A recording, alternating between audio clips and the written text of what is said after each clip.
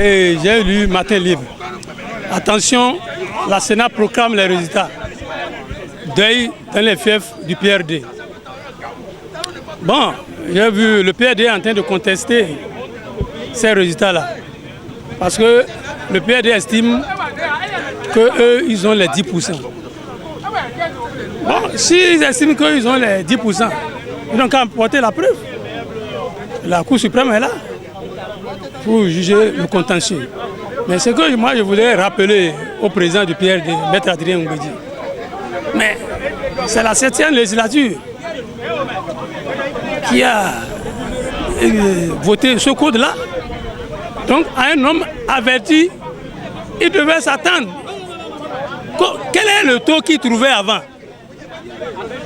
Et quel est le taux qu'on a attribué maintenant avec les départs? Il y a ses proches qui l'ont quitté. Normalement, il devait faire toute cette analyse-là, ces évaluations-là. Et il doit se dire, mais j'ai perdu. C'est moi, j'ai pris ma propre main pour me frapper. Voilà les conséquences. J'en tire les conséquences. Et je suis un perdant et non un mauvais perdant. J'ai lu la dépêche.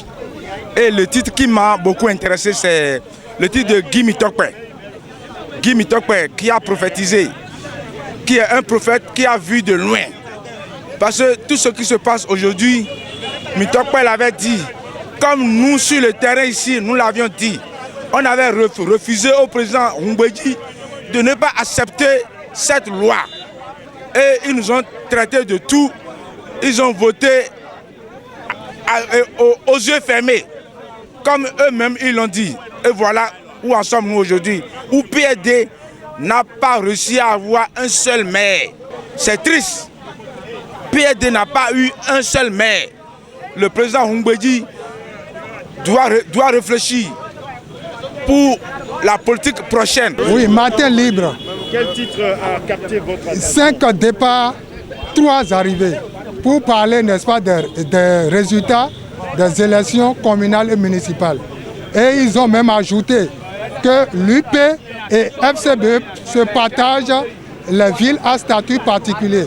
Pour dire Cotonou, Porto Novo et Parakou, c'est-à-dire ces 3 villes à statut particulier là, se partagent entre FCBE et l'UP. Bon, ce qui a attiré plus mon attention, c'est le fait que le PRD a mordu la poussière. Vous voyez, le président Adrien Ngwedji, c'est un homme averti, un homme qui maîtrise tous les rouages politiques, Mais pour cette fois-ci, on a constaté que vraiment il est passé à côté. Au lieu de rentrer dans un bloc digne du nom, eh bien ce dernier cherche à voler tout seul. En voulant tout gagner, il a perdu littéralement. Et ses proches pleurent aujourd'hui. Dans la capitale, vraiment c'est le deuil partout. Et je crois savoir qu'il va pouvoir tirer les résultats, n'est-ce pas, de sa politique. Donc pour tout clore, je loue, n'est-ce pas, je salue le peuple béninois parce que cette fois-ci, le système partisan est en train, n'est-ce pas, de donner ses fruits. Nous constatons que avant, pendant les élections législatives, le taux de participation était à 24-25%. Aujourd'hui, on est passé à 49, et quelques. Donc c'est louable. Et progressivement, eh bien, le peuple béninois va adhérer, n'est-ce pas, à ce système partisan pour le développement de notre nation. J'ai lu Matin Libre, communal 2020. Le bloc républicain plus fort qu'aux législatives. Moi, je ne suis pas surpris de tout ce qui se passe. Je vois qu'il y a eu un peu de trahison dans tout ce qui se passe. Ce que je vois là, je peux qualifier ça de trahison envers le peuple. On nous a chanté sur tous les toits dans ce pays la réforme du système partisan. Bon, les Béninois pensaient que cette réforme pouvait booster le développement du pays. Mais malheureusement, force est de constater maintenant que cette réforme qu'on nous a chantée sur tous les toits sont orientés vers une minorité de personnes. Et que cela n'est pas en réalité pour le peuple, mais pour certains politiciens. Le constat amer que j'ai fait, c'est que la politique qu'on nous fait aujourd'hui nous fabrique des politiciens démarcheurs qui prennent leur logo comme fond de commerce. Les populations à la base votent quelqu'un sur qui ils jugent la bonne foi.